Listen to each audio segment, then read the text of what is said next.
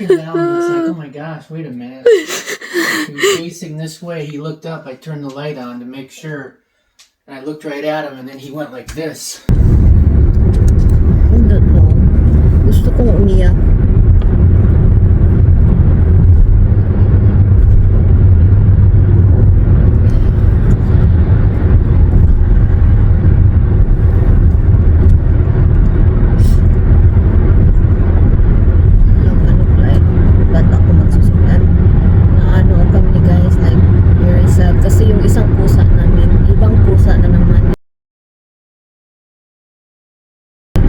Nagka-allergy siya ba?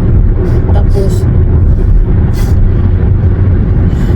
takot siya sa mga tao.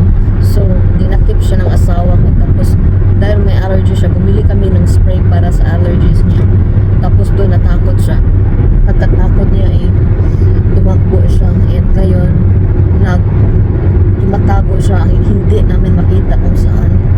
And itong asawa ko, dalawang gabi na walang masyadong tulog kasi dalawang gabi na nawala yung pusa namin. Good thing, I am very confident na hindi siya lumabas sa bahay kasi yung lahat ng pusa namin are inside cats, so hindi siya lumabas sa bahay. Pero nag-worry ako kasi saan kaya yung pusa na yun.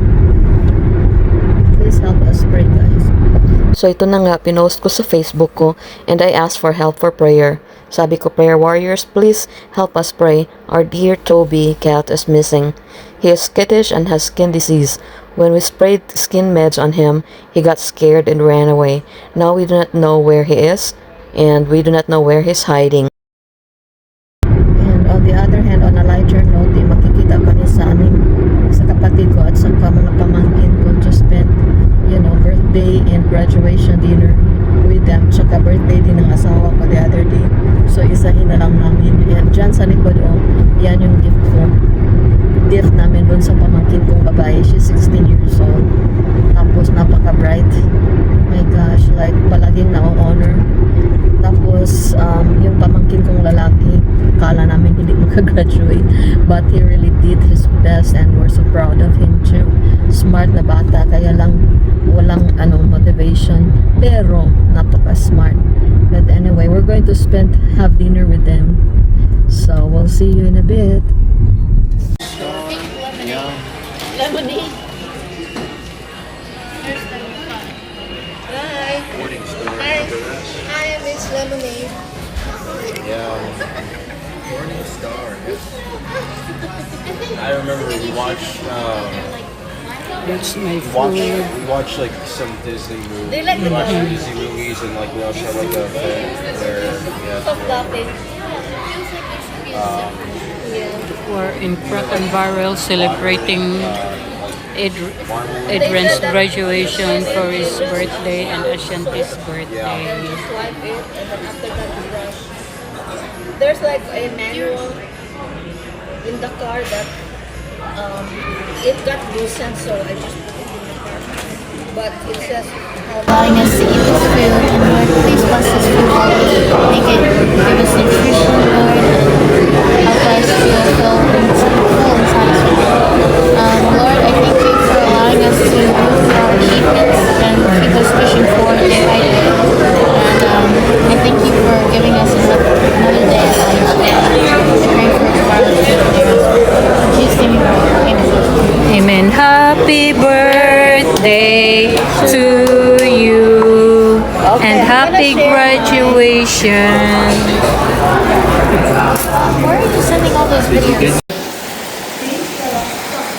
you really say it first. Yeah, but we're really muddy getting that. So ito na nga guys, natutuwa kami ng asawa ko kasi yung sister ko at saka dalawang anak niya ay nakabisita sa amin. Hindi naman sila malayo talaga from our house right now na mga 25 minutes away. Kaya lang dahil sa busy mga tao dito sa mundo, ngayon lang sila nagkabisita sa amin. And I am very very happy because I think it's been a while, 1 year na nung nakita ko tong pamangkin kong babae since we came back from Hawaii.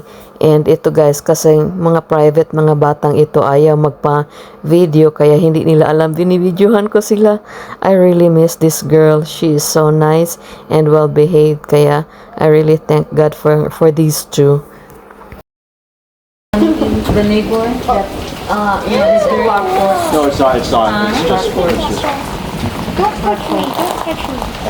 Maybe it's so I can show you. Come here. But then it's still raining though.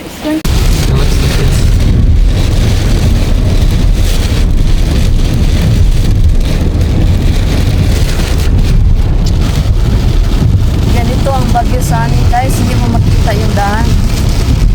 Buti na lang okay yung resolution ng ano ko, camera ko, naklaro niya. But kung tingnan mo directly dun sa ano, dito sa sakyan, sa windshield guys, eh, hindi mo makita masyado. Why don't you just look at the camera? It's clear. It is. Yeah, it's brighter too. Yeah, it's brighter in the camera. Parang walang bagyo lang sa camera, pero pag walang camera, hindi mo kita yung daan. See how much light it attracts. Yan. Much better.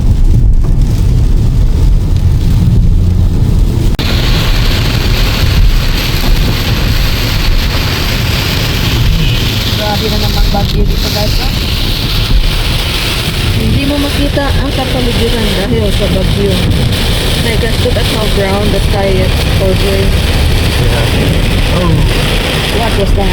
Hydroplaning? yeah. Whoa! Woo! That is awesome. No, not really. Nag-hydroplane kami. Ito yung ano, kadalasan na resulta ng mga disgrasya dito.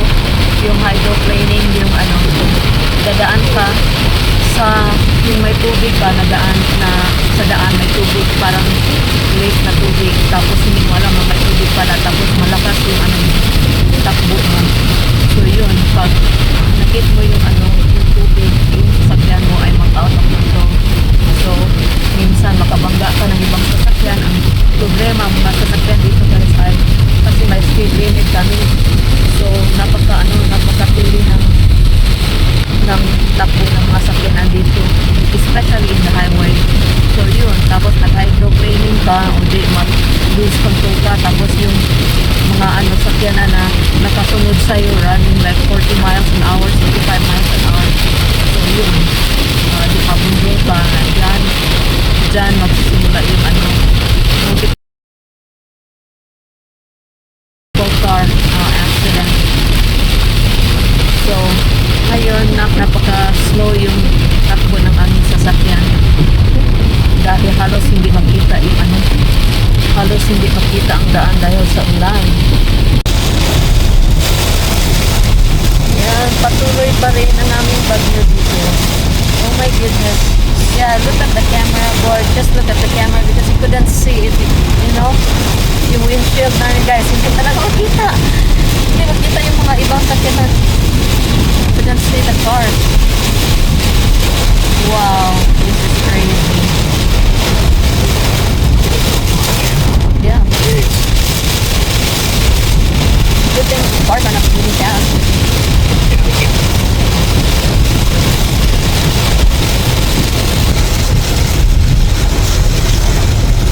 Kawawa na dito mukha ko. Ano bang plastic camera ito?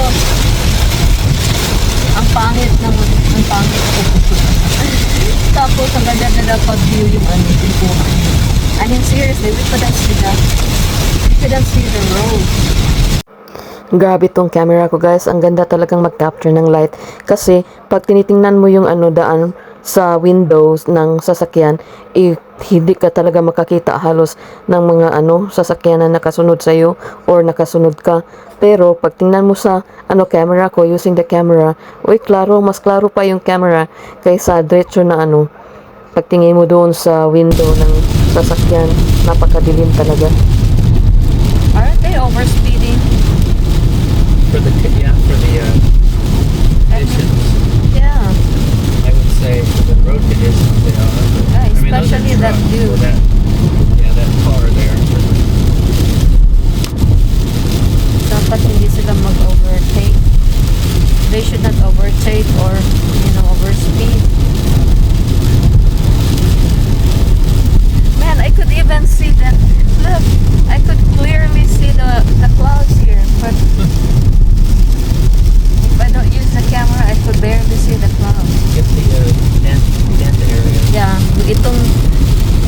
ito yung gusto ni Cory. Gusto niya dito. Kasi ang daming mga establishments, right? And also the house are like overlooking. Houses are overlooking. Tapos, malapit lang yung mga gasoline station, yung mga grocery stores. Whereas doon sa aming lupain, my gosh, napakabukid talaga. But guys, hindi dapat tayo magko-complain. At least may bahay tayo, diba? So it's a blessing from the Lord. Oh my gosh, like there are two layers of clouds there. I hope there's no tornado. Dito sa amin ngayon guys is tornado season. Kaya sabi ko sa asawa ko na magpagawa tayo ng bahay na may basement para pag may tornado. Kasi yung kasal ko yung bahay namin, walang basement. So pag may tornado, takbo lang kami doon sa sa CR namin kasi nasa gitna ng bahay. Yun daw ang pinaka-safe na puntahan. Whereas kung may basement ka, doon kayo mas safer kayo doon sa basement. So yun, kaya that's one of the reasons why nagpagawa kami ng bagong bahay na may basement. Dahil palaging may tornado alert dito sa amin. So yan. Guys, nakita na namin yung pusa na. I was like walking down, it's like, oh my gosh, wait a minute. He was facing this way. He looked up. I turned the light on to make sure. And I looked right at him, and then he went like this. He ran away.